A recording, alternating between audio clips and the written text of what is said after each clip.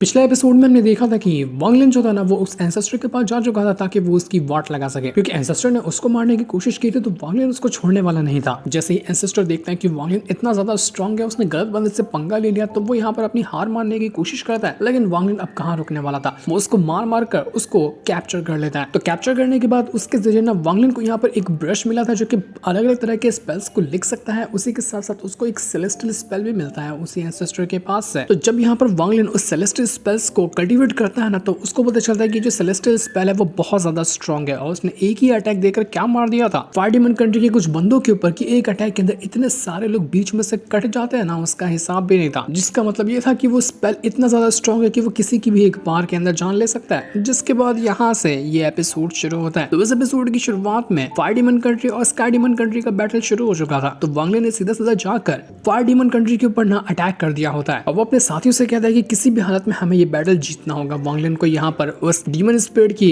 आवाज भी आती है जो कि यहाँ पर वांगलिन से कहता है कि देखो किसी भी हालत में ना तुम्हें वो जो फायर डीमन कंट्री की डीमन स्पिरिट होगी उसको बाहर निकलवाना है और उसके ऊपर अटैक करते हुए तुम्हें उसको हासिल करना पड़ेगा। तो ये करने के लिए वांगलिन ने वो जो फायर डीमन कंट्री का डीमन एम्पायर ने बैरियर लगा कर रखा था अपने कंट्री को प्रोटेक्ट करने के लिए, उसको वांगलिन ने डिस्ट्रॉय कर दिया था। तो स्काई डीमन कंट्री के सारे बंदे ना फायर डीमन कंट्री के अंदर जाना शुरू हो जाते हैं ताकि वहां पर अटैक किया जा सके। ये लोग फायर डीमन कंट्री को कैप्चर करने के लिए आगे बढ़ चुके थे। हमला शुरू होता है और फायर डीमन कंट्री जो थी ना वो बुरी तरह से इसमें अपनी हार मान रही होती है, क्योंकि हर जगह डिस्ट्रॉय होने लग गई थी। कोई भी यहाँ पर मुकाबला कर ही नहीं पा रहा था स्काई डीमन कंट्री का। ये बैटल बहुत ज्यादा इंटेंस था, जहां पर लग रहा था कि कुछ ही टाइम के अंदर ये फायर डीमन कंट्री जो है ना वो हार जाएगी। उसके कई सारे रिसोर्सेस, कितने सारे कल्टीवेटर वगैरह सब मारे जाते हैं, लेकिन अभी तक फायर डीमन कंट्री का जो डीमन स्पिरिट है ना वो बाहर निकल कर नहीं आया था। लेकिन जब वो देखता है कि उसकी कंट्री की हालत बहुत ज्यादा खराब है और अब तो कुछ ना कुछ करना ही पड़ेगा, तो उसकी वहां पर आवाज आती है। वो डीमन स्पिरिट कह रहा था कि तुम लोगों ने ये करके ना बहुत बड़ी गलती की। जो भी यहाँ पर आया है अपनी मौत को लेकर आया, मैं सबको जान से मार डालने वाला हूँ। जैसे अपनी पावर को एक्टिवेट करता है, पूरी की पूरी जो फायर डीमन कंट्री थी ना वो लावे से भरने लग जाती है। उसके पास फायर की पावर थी, उसने अपनी ही कंट्री को एक जलते हुए लावा के अंदर कन्वर्ट कर दिया था। अब हालांकि यहाँ पर अगर कंट्री का फाइट होता है ना किसी दूसरी कंट्री के साथ, तो जरूरी नहीं है कि डीमन स्पिरिट वहां पर आए, क्योंकि कंट्री के बीच में तो बैटल चलता ही रहता है। लेकिन डीमन एम्पायर जो था उसने यहाँ पर वांगलिन को बताया था कि देखो, अगर फायर डीमन कंट्री की जो डीमन स्पिरिट है उसको ऐसा महसूस हुआ कि तुम्हारे अंदर मेरी पावर शामिल है ना, तो वो जरूर इस बैटल के अंदर शामिल होगा। अब चाहे यहाँ पर डीमन स्पिरिट का बैटल के अंदर शामिल होना लिखा हो या ना लिखा हो, वो जरूर आएगा तुम्हारी वजह से। वरना ऐसे तो कंट्री आपस में कितनी वॉर करती है, लेकिन हर बार डीमन स्पिरिट नहीं आता, पर जब वो तुम्हें देखेगा ना तो तुम्हारी वजह से वो बाहर आएगा। यही मौका होगा तुम्हारे पास उसको कैप्चर करने का। और मैं तुम्हें वार्निंग देना चाहता हूँ कि उसकी जो पावर होगी ना वो मुझसे कम नहीं होगी, वो मेरे ही बराबर का स्ट्रॉन्ग होगा। और अगर तुम मुझसे फाइट करने जाओगे ना तो याद रखना ये फाइट कोई नॉर्मल नहीं होगी, या तो तुम्हारी जान जाएगी या तुम उसको कैप्चर कर लोगे। दोनों में से नतीजा सिर्फ एक ही निकलने वाला है। जिसके बाद देखते ही देखते वो जो फायर डीमन कंट्री का डीमन स्पिरिट था ना वो बाहर निकल कर आता है और ये कहने लग गया था बेलुओ से,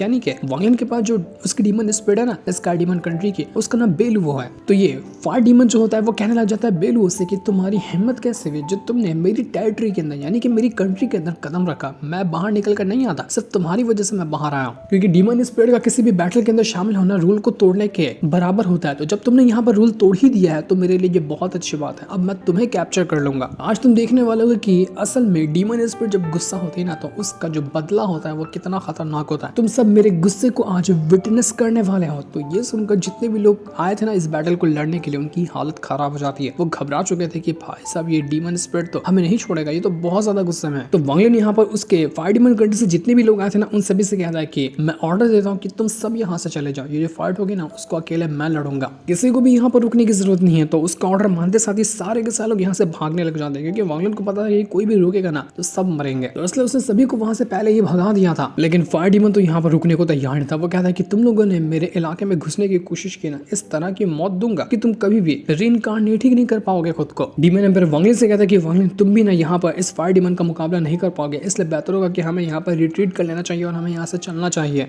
लेकिन वांगलिन जाने के लिए थोड़ी ना आया था, वो तो फायर डीमन को कैप्चर करने के लिए आया हुआ था। तो वो उसकी बात को इग्नोर करते हुए फायर डीमन के पास जाना शुरू कर देता है। तो फायर डीमन उससे कहता है कि तुझे क्या लगता है वांगलिन तू आसानी से मुझे रोक लेगा? वो तुरंत यहाँ पर अपनी फायर बीस्ट वगैरह को समन कर लेता है और उसकी मदद से वो वांगलिन के ऊपर अटैक करना शुरू कर चुका था। तो वांगलिन भी अपने वेपन वगैरह को बाहर निकालता है, अपनी इमॉर्टल स्वॉर्ड बाहर निकालता है और उसकी मदद से वो फायर बीस्ट के साथ ना मुकाबला करने लग गया था ताकि वो फायर बीस्ट वगैरह को डिस्ट्रॉय कर सके। जहां वांगलिन अपनी पावर का यूज करते हुए सारे के सारे बीस्ट वगैरह को ना खूब मारता है और मार मार के वो उनकी हालत खराब कर चुका था। जिसके बाद वांगलिन आता है अपने उसी डेविल वाले अवतार के अंदर, जो कि उसका सबसे बैडस वाला लुक लगता है। और इसमें आने के बाद जैसे वो सामने आया था था ना, उसको देखकर तो फायर डीमन की भी हालत एक पल के लिए खराब हो जाती है। वो कहता है कि ये क्या हुआ, तू अचानक में बदल कैसे गया, तेरे पास ये डेविल एनर्जी कैसे आई, तुझे देख करना बहुत अच्छा लगा। मैं तो तुझे कोई नल्ला आदमी समझा था, लेकिन तू तो कमाल का है, तेरे साथ फाइट करने में मजा आएगा।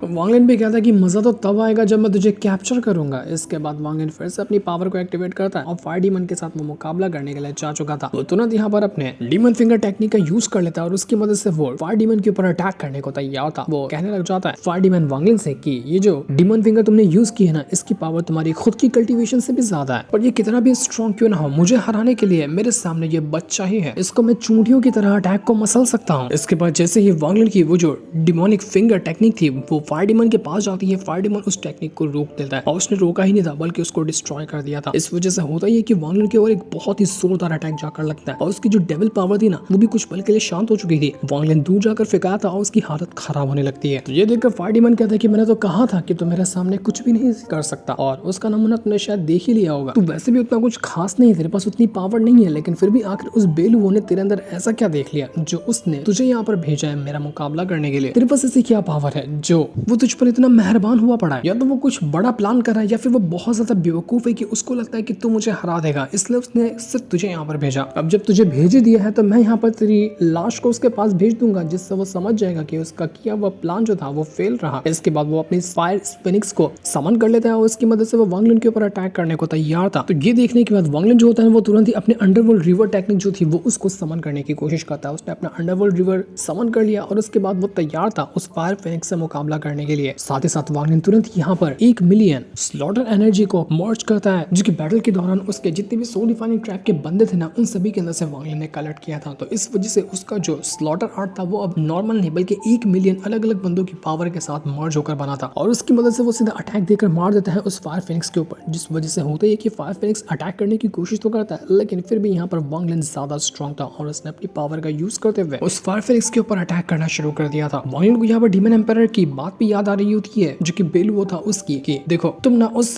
फायर डीमन जो है उसका मुकाबला नहीं कर पाओगे, ये बात तो बिल्कुल साफ है, लेकिन तुम्हारे पास ना एक टारगेट है, तुम सिर्फ किसी भी तरह से वो जो फायर डीमन होगा ना उसके 1000 फीट तक के करीब पहुंच जाना। उसके बाद मैं जो तुम्हें ये सील दे रहा हूँ ना, इसको यूज करना, उसकी मदद से मैं तुरंत वहां पर समन हो जाऊंगा तुम्हारी ब्लड पावर का यूज करते हुए, क्योंकि मैं यहाँ पर सील हूँ तो यहाँ से बाहर नहीं जा सकता, लेकिन तुम इस सील का यूज करोगे और अपनी ब्लड पावर का यूज करोगे ना, तो मैं वहां पर आ जाऊंगा। तो तुम्हें किसी भी तरह से फायर डीमन के ना 1000 फीट के करीब जाना ही होगा। तो यही करने के लिए वांग लिन आगे बढ़ता जाता, उसको किसी भी हाथ में वो फायर डीमन के करीब जाना पड़ेगा। फायर डीमन जो था वो वांग लिन से कहता है कि वांग लिन बस बहुत हो गया, अब तू यहाँ पर बचेगा नहीं, क्योंकि तेरे साथ खेल कर मेरा मन भर चुका है, अब इस खेल को खत्म करने का टाइम आ चुका है। वो तुरंत यहाँ पर एक और अपना बहुत ही ब्रूटल अटैक तैयार करता है, जिसकी मदद से वो यहाँ पर वांग लिन की अब जान ही ले लेगा। उसके पास भी एक स्लॉटर डीमन टेक्निक नाम की एक बहुत ही कमाल की टेक्निक थी, और जैसे उसने इसको यहाँ पर यूज किया ना, एक बहुत ही ज्यादा खतरनाक और डिवाइन लेवल का वेपन उसके पास आ जाता है, जिसके अंदर डीमन पावर ना भरी हुई थी। वो उसकी मदद से वांग लिन के ऊपर अटैक करने को तैयार था। वो अपना वेपन सीधा फेंक कर मारता है वांग लिन की तरफ, ताकि वो वांग लिन को मार सके, लेकिन वांग लिन में तुरंत अपनी पावर का यूज करते हुए वो जो फ्लावर वाली टेक्निक उसने उस एंसेस्टर से ली थी ना, जिसकी मदद से किसी को भी ट्रैप किया जा सकता है, तो वो तुरंत ही उस टेक्निक को यूज कर लेता है उसी फायर डीमन के ऊपर, ताकि वो उसको कुछ टाइम के लिए ट्रैप कर सके। तो ऐसा होता है कुछ पल के लिए ही उसने यहाँ पर सच में उस फायर डीमन को उस सील के अंदर ट्रैप कर लिया था। पर वो फायर डीमन कहता है कि अबे ये तो मेरे लिए खिलौना है। वो एक सांस क्या लेता है कि ये जो सील होती है ना वो टूट जाती है और उसके अंदर वो आजाद हो चुका था। पर फायर डीमन को नहीं पता था कि ये तो सिर्फ वांग लिन की एक चाल थी, और जब तक वो खुद को आजाद कर रहा था ना, तब तक वांग लिन उसके 1000 फीट के दायरे के अंदर आकर पहुंच चुका था। और यहाँ पर आते साथ ही वांग लिन तुरंत यहाँ पर अपनी ब्लड पावर का यूज करता है, उसकी मदद से बेलुओ को समन कर लेता है, यानी कि अपनी वाली फायर स्पिरिट को वो समन कर चुका था। जैसे ये होता है वहां पर बेलुओ आकर पहुंच चुका था, वो बहुत ही कमाल की और खतरनाक एंट्री मारते हुए आता है और सीधा अटैक देकर मार देता है फायर डीमन की तरफ। तो बेलुओ उसको देखकर हैरान हो जाता है कि नहीं ये नहीं हो सकता, तू अपना महल छोड़कर यहाँ पर आया कैसे? तो वहाँ रिस्ट्रिक्शन के अंदर ट्रैप था ना। वो जैसे यहाँ पर देखता है कि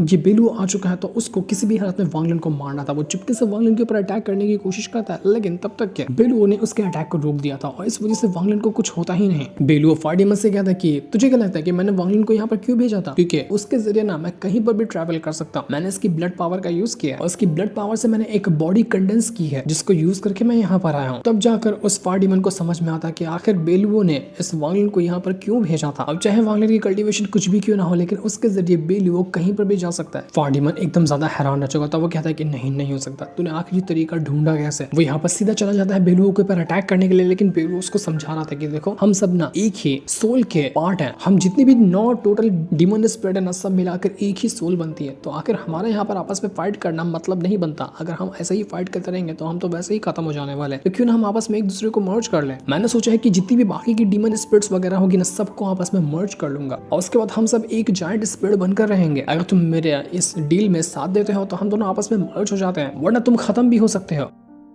तो ये सुनकर फार्डिमन कहता है कि तुझे मैं पागल नजर आता हूँ क्या? तू यहाँ पर सारे के सारे डीमन स्पिरिट को अपने अंदर मर्ज करेगा, मैं तुझे करने दूंगा नहीं। आज उल्टा मैं खुद यहाँ पर तुझे अपने अंदर मर्ज कर लूंगा और उसके बाद सारी डीमन स्पिरिट मेरी होगी। मैं बनूंगा वो फाइनल सोल जिसके पास हर एक डीमन स्पिरिट की पावर होगी। तो जब यहाँ पर ये दोनों फाइट कर रहे थे ना, वांगलिन तुरंत चला जाता है वो जो फार्डिमन है उसके डीमन टावर के अंदर, क्योंकि बेलुओ ने उसको बताया था कि तुम्हें क्या करना है, तुम्हें फार्डिमन के टावर के अंदर जाना है और वहां पर जो उसकी मूर्ति रखी रहेगी ना उसको डिस्ट्रॉय कर देना। तो वांगलिन तुरंत यहाँ पर अपनी इमॉर्टल स्वॉर्ड को बाहर निकालता और उसकी मदद से वहां पर फार्डिमन की जो मूर्ति रखी हुई थी वो उसको डिस्ट्रॉय कर देता है। अगर ये मूर्ति डिस्ट्रॉय हो जाती है ना तो उसके बाद फार्डिमन अपने आप कमजोर हो जाएगा और उसके बाद उसके पास उतनी कुछ खास पावर रहेगी नहीं जिसकी मदद से वो बैटल को कंटिन्यू कर सके। और फिर बेलुओ के लिए उसको डिवोर करना बहुत आसान रहेगा, क्योंकि जितने भी फार्डिमन अलग अलग कंट्री के अंदर मौजूद है ना सबकी मूर्ति रखी रहती है वहां पर, जिस तरह से बेलुओ की भी रखी हुई थी। और अगर मूर्ति टूट जाती है तो उसके बाद वो जो फार्डिमन होता है ना वो अपने आप कमजोर हो जाता है। तो ऐसा ही यहाँ पर फार्डिमन के साथ भी होता है, वो यहाँ पर कमजोर होने लग गया था। यही मौका देखकर बेलुओ उसके ऊपर हावी होना शुरू हो जाता है, वो उसको डिवोर करने की कोशिश करता है। पर वो जो मूर्ति थी जहाँ पर जिसको वांगलिन ने तोड़ने की कोशिश की थी, उस मूर्ति के अंदर से वो जो फार्डिमन होता है ना उसकी ओरिजिनल बॉडी बाहर निकल कर आ चुकी थी, क्योंकि जिसके साथ बेलुओ फाइट कर रहा है वो तो इस फार्डिमन का एक क्लोन स्पिरिट थी जिसके साथ गया था वो बेलुओ फाइट करने के लिए। लेकिन इस मूर्ति के अंदर ना उस फार्डिमन की ओरिजिनल बॉडी रखी हुई है। तो जैसे मूर्ति टूटी ओरिजिनल बॉडी बाहर निकल कर आई थी और वांगलिन को अब उससे मुकाबला करना पड़ेगा। तो वांगलिन और उस फार्डिमन की ओरिजिनल बॉडी के बीच में ना एक बैटल शुरू हो चुका था। वांगलिन अपने सारे अटैक का यूज करता है, किलिंग बीस्ट का यूज करता है, सबकी मदद से वो यहाँ पर उस फार्डिमन को मारने की कोशिश में लगा हुआ था। लेकिन फार्डिमन बहुत स्ट्रांग होता है, वो वांगलिन के हर एक अटैक को डिस्ट्रॉय करता और उसको काफी अच्छे अटैक कर दे रहा था। लेकिन वांगलिन भी रुकने वाला नहीं था, वो भी अच्छा मुकाबला करता है उसके साथ। यहाँ पर इन दोनों का बैटल चल रहा था, तो वहीं पर बेलुओ का और फार्डिमन की जो स्पिरिट होती है उसका मुकाबला चल रहा था, जो बैटल बहुत ज्यादा इंटेंस होता है। और देखते ही देखते यहाँ पर वो जो फार्डिमन की स्पिरिट थी ना वो बेलुओ के ऊपर भारी पड़ते जा रही थी। वो जो फार्डिमन की स्पिरिट थी वो बेलुओ से कहती कि तूने सिर्फ उस वांगलिन की ब्लड पावर का यूज करते हुए अपने लिए एक बॉडी को कंडेंस किया, जबकि मैं तो यहाँ पर खुद की स्पिरिट के साथ मौजूद हूँ। इस वजह से तू देख ही पा रहा होगा कि पावर किसके अंदर ज्यादा होगी। तो अपनी फुल पावर को तो यूज भी नहीं कर सकता, लेकिन मैं अपनी फुल पावर को यूज कर सकता हूँ और इसका यूज करके तुझे हराना मेरे बाएं हाथ का खेल है, तू मुझे कभी हरा नहीं सकता। मैं तो अब यहाँ पर उस वांगलिन को भी मार दूंगा, क्योंकि मुझे पता चल चुका है कि वांगलिन के अंदर ना एंशिएंट गॉड की पावर है। अगर मैं उसको मारकर उसकी एंशिएंट गॉड की पावर डिवोर कर जाऊँ ना तो बाकी की जो 9 डीमन स्पिरिट वगैरह रहेगी उनको डिवोर करने में मुझे ज्यादा मेहनत भी नहीं लगेगी और मैं बहुत स्ट्रॉन्ग बन जाने वाला। तो अब यहाँ पर मैं तुझे मारने के बाद उस वांगलिन को भी डिवोर कर जाऊंगा। वो बेलुओ के साथ मुकाबला करने लग गया था, जहाँ इनका बैटल बहुत ज्यादा इंटेंस होता है। यहाँ पर बेलुओ से टक्कर देने की कोशिश करता है, लेकिन बेलुओ उतना कुछ खास कर नहीं पाता और ये फार्डिमन एक के बाद एक करते हुए उसको बहुत मारता है, बहुत सारे अटैक कर देता है वो उसके ऊपर। पर तभी वो जो फार्डिमन की स्पिरिट होती है ना उसको पता चल जाता है कि उसकी जो ओरिजिनल बॉडी है ना उसके साथ मुकाबला करने के लिए वांगलिन गया हुआ है और वो वहां पर उसकी मूर्ति को भी डिस्ट्रॉय कर दिया है। अगर उसने उसकी ओरिजिनल बॉडी को डिस्ट्रॉय किया ना तो ये स्पिरिट अपने आप ही खत्म होने के कगार पे पहुंच जाएगी। तो ये देखकर वो एकदम गुस्से से पागल हो चुका था कि नहीं ये नहीं हो सकता, मैं ये करने उसको नहीं दे सकता, मुझे उस वांगलिन को रोकने के लिए जाना होगा। वो तुरंत जाने लग जाता है ताकि वांगलिन को रोक सके, लेकिन बीच में बेलुओ आ जाता है और उससे कहता है कि तेरा अपोनेंट ना मैं हूं, तो मुझसे मुकाबला कर। वांगलिन से मुकाबला करने क्यों जा रहा है? वांगलिन से तो वैसे भी तेरी ओरिजिनल बॉडी फाइट कर रही ना, तो तुम मुझसे मुकाबला कर ले। तो अब सीधा जा चुका था उसी फार्डिमन की स्पिरिट के साथ फाइट करने के लिए और इन दोनों के बीच में एक बार फिर से एक कमाल का बैटल शुरू हो जाता है। बेलुओ इस फार्डिमन की स्पिरिट को थोड़ा देर के लिए डिस्ट्रैक्ट करने की कोशिश कर रहा था ताकि तब तक के वांगलिन को मौका मिल जाए उसकी ओरिजिनल बॉडी को खत्म करने का। ये बैटल इतना ज्यादा भयंकर था कि पूरा आसपास का जो इलाका होता है ना वो सब कुछ टूटने फूटने लग गया था, सब कुछ तहस नहस होने लग जाता है। और यहाँ पर काफी देर तक के फाइट करने के बाद वो जो बेलुओ होता है ना वांगलिन से कहता है कि वांगलिन सही टाइम आ चुका है, तैयार हो जाओ और अपनी स्वॉर्ड उठाओ और जाकर पूरी तरह से उसकी ओरिजिनल बॉडी को डिस्ट्रॉय कर दो, अभी तुम्हारा कुछ नहीं बिगाड़ सकता। तो यह सुनते साथ ही वांगलिन जो होता है ना तुरंत अपनी इमॉर्टल स्वॉर्ड को यूज करता है और उसने जो लिनथियान के डिसाइपल वगैरह को मारकर उनके अंदर से स्वॉर्ड एनर्जी को कंडेंस किया था ना वो उसको अपने इमॉर्टल स्वॉर्ड के साथ मर्ज कर देता है। इस वजह से उसकी इमॉर्टल स्वॉर्ड अब पहले से कहीं गुना ज्यादा स्ट्रांग हो चुकी थी, क्योंकि उसके अंदर लिनथियान की स्वॉर्ड एनर्जी आ गई थी। तो उसका अटैक जो होगा ना वो इतना ब्रूटल होगा जिसका उसका हिसाब भी नहीं लगाया जा सकता। और उसके बाद वांग लिन तैयार हो चुका था उस ओरिजिनल बॉडी को डिस्ट्रॉय करने के लिए डीमन स्पिरिट के। ये देखकर डीमन स्पिरिट जो होता है ना वो एकदम ज्यादा घबरा चुका था। वो वांग लिन से कहता है कि नहीं नहीं, तू ये नहीं कर सकता, तू मुझे डिस्ट्रॉय नहीं कर सकता हो। पर वांग लिन रुकने वाला नहीं था। वो तुरंत यहाँ पर अपनी इमॉर्टल स्वॉर्ड को चला देता है, जिस वजह से होता ये है कि पूरा जो फायर डीमन का टावर था ना वो टावर डिस्ट्रॉय होने लग जाता है। वहां पर फायर डीमन की ओरिजिनल बॉडी अपने आप को बचाने की कोशिश करती है। वो अपने सारे अटैक का यूज कर लेती है ताकि वांग लिन का जो ये अभी इमॉर्टल स्वॉर्ड से निकला हुआ स्लैश अटैक है ना वो उसको खत्म कर सके। लेकिन वांग लिन भी अपनी पावर को बढ़ाया जा रहा था। एक तरफ से वांग लिन की पावर थी, दूसरी तरफ से उस फायर डीमन की पावर थी। लेकिन फायर डीमन की पावर अब यहाँ पर कमजोर पड़ जाती है और वांग लिन ने पूरी तरह से उसके टावर को डिस्ट्रॉय कर दिया था। टावर खत्म हुआ, उसकी ओरिजिनल बॉडी खत्म हुई और उसी के साथ साथ वो जो मूर्ति थी वो तो पूरी तरह से खत्म ही हो चुकी थी। ओरिजिनल बॉडी का तो खेल खत्म हो गया, सिर्फ यहाँ पर स्पिरिट बची हुई थी। और ये होते साथ ही वो जो बेलुओ होता ना मौका देखकर सीधा का सीधा उस फायर डीमन की स्पिरिट को अपने अंदर डिवोर करना शुरू कर देता है। वो उसके सीधा पेट के अंदर ही हाथ घुसाकर उसको फाड़ चुका था।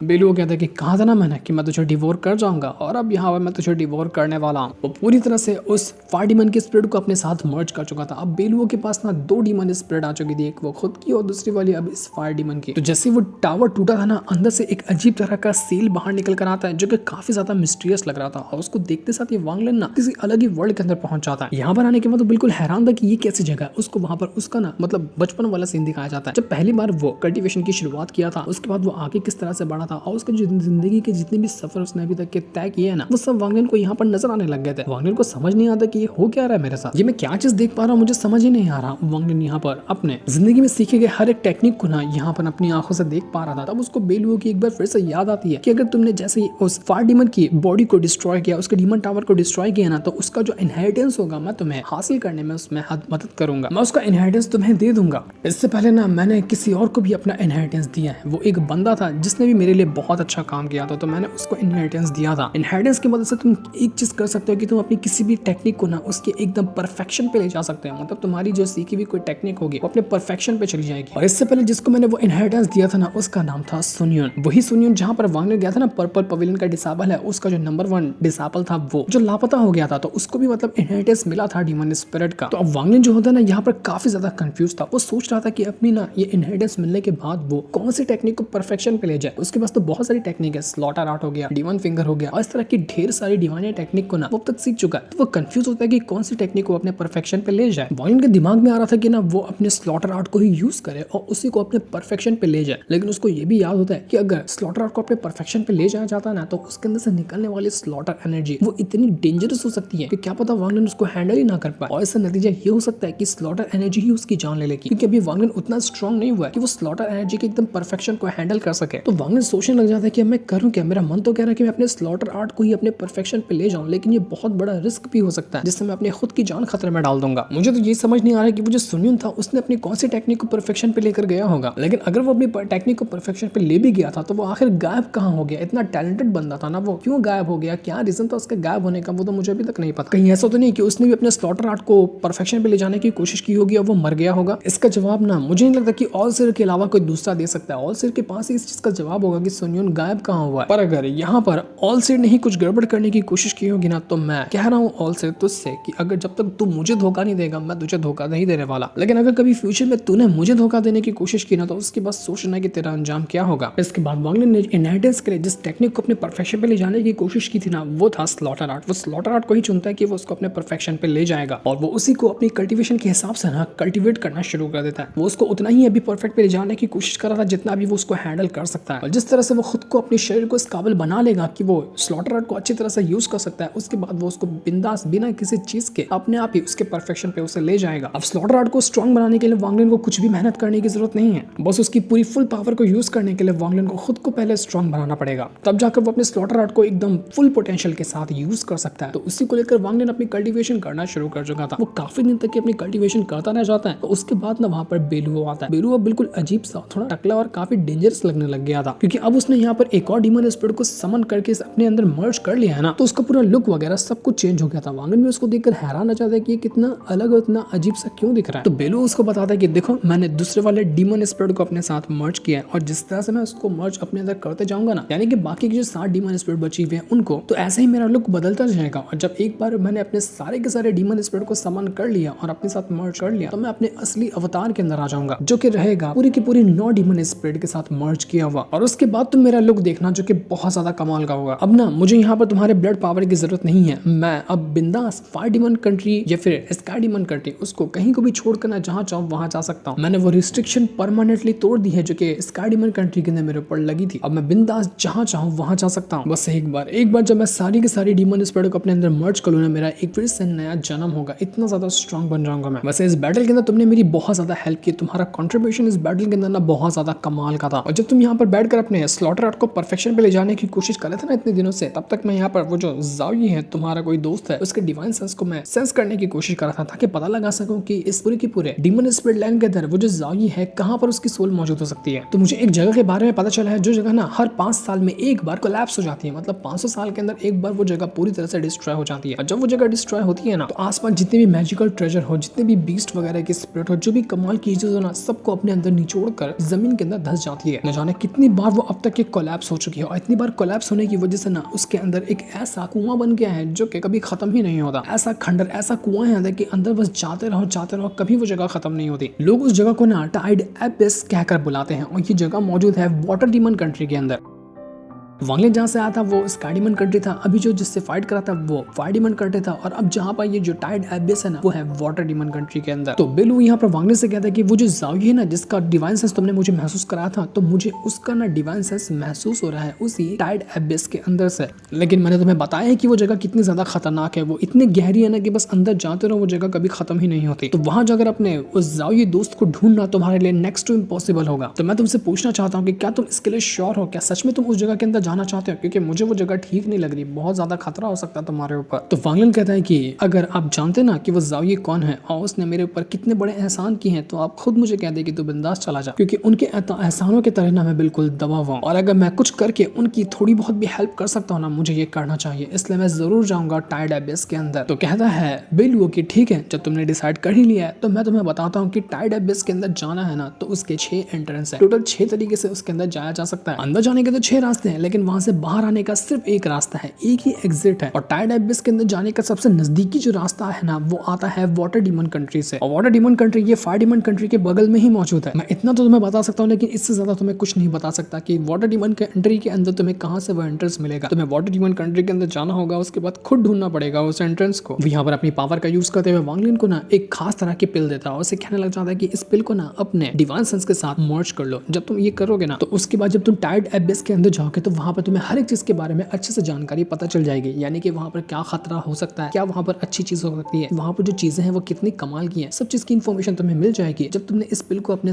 डिवाइन सेंस के साथ मर्ज कर लिया। तो ये गिफ्ट था मेरे पास जो कि मैंने तुम्हें दिया है। तो ये सुनने के बाद वांगलिन जो होता है ना वो बेलुओ का शुक्रिया करता है कि आपका बहुत बहुत शुक्रिया जो आपने यहाँ पर मेरी हेल्प की, अब मुझे जाना चाहिए वाटर डीमन कंट्री के अंदर ताकि ज़ाओयी की सोल को बचा सकूं। तो यहाँ पर वो बेलुओ भी कहता है कि ठीक है, बेस्ट ऑफ लक है। वांगलिन के जाने के बाद बेलुओ जो था ना वो अपने मन में सोचने लग जाता है कि ये बंदा वांगलिन ना इसके पास सचमुच एंशिएंट गॉड की पावर है, और अगर मैं इसको डिवोर कर जाऊँ ना जैसा कि वो फायर डीमन कह रहा था, तो मैं यहाँ पर इतना स्ट्रॉन्ग बन जाऊंगा कि बाकी के डीमन स्पिरिट को समन करना, उनको अपने साथ मर्ज करना मेरे लिए मुश्किल नहीं होगा। लेकिन मैं जानता हूँ इस वांगलिन को कि ये नॉर्मल नहीं है, अगर मैंने उसको बाय चांस डिवोर कर भी लिया ना तो बहुत बड़ी गड़बड़ होगी, मैं इतने ज्यादा ट्रबल के अंदर फंस जाऊंगा ना जिसका हिसाब भी नहीं लगाया जा सकता। मैं तो यहाँ पर किसी भी तरह से अपने आप को रोक लूंगा ताकि इस वांगलिन को डिवोर ना करूं, इसकी एंशिएंट गॉड की पावर को ना छीनूं। लेकिन मुझे नहीं लगता कि बाकी के जो डेविल्स वगैरह और बाकी की जो डीमन स्पिरिट है ना वो रुकेंगे। वांगलिन का बस आगे का सफर ना हर टाइम जिंदगी और मौत के बीच ही झूलता हुआ रहेगा, क्योंकि जिस वाटर कंट्री के अंदर जा रहा है या फिर जितने भी लोग उसके पीछे लगे हुए ना वहाँ के हर लोग उसकी पावर को डिवोर करने की जरूर कोशिश करेंगे, क्योंकि वो सभी के दुश्मनों की टॉप लिस्ट में आ चुका है। वांगलिन जो था ना वो जब आगे बढ़ा था वाटर कंट्री की तरफ ताकि वो टाइड एबिस के अंदर जा सके, तो वांगलिन को लगता है कि जितने भी उसके दुश्मन वगैरह थे ना, यानी कि लिनथियान के डिसाइपल वगैरह, वो लोग भी टाइड एबिस के अंदर ही जा रहे होंगे। और अगर मैं वहां पर जाऊं तो मुझे लगता है कि मेरी मुलाकात उनसे हो सकती है। सारे लोग वहीं पर मेरा इंतजार क्यों ना कर रहे हैं, मुझे इससे फर्क नहीं पड़ता। अगर वो लोग वहां पर मिले तो अच्छी बात होगी कि दुश्मनों को आसानी से मैं वहीं पे खत्म कर दूंगा। जिसके बाद हम यहाँ पर टाइड एबिस का सीन भी देख पाते हैं जहाँ पर सचमुच ज़ाओयी की जो सोल है ना वो वहाँ पर मौजूद होती है और वो वहाँ पर बंधी हुई थी, और उसी को बचाने के लिए वांगलिन यहाँ पर किसी भी टाइम पे पहुंचता होगा। वांगलिन अपने वादे का पक्का है, उसने वादा किया था कि वो ज़ाओयी की सोल को बचाएगा तो वो अपना वादा निभाएगा, वो वहाँ पर पहुंच ही रहा है। जिस सीन को दिखाते साथ ही ये वाला एपिसोड यहीं पर एंड हो जाता है। Thanks for watching.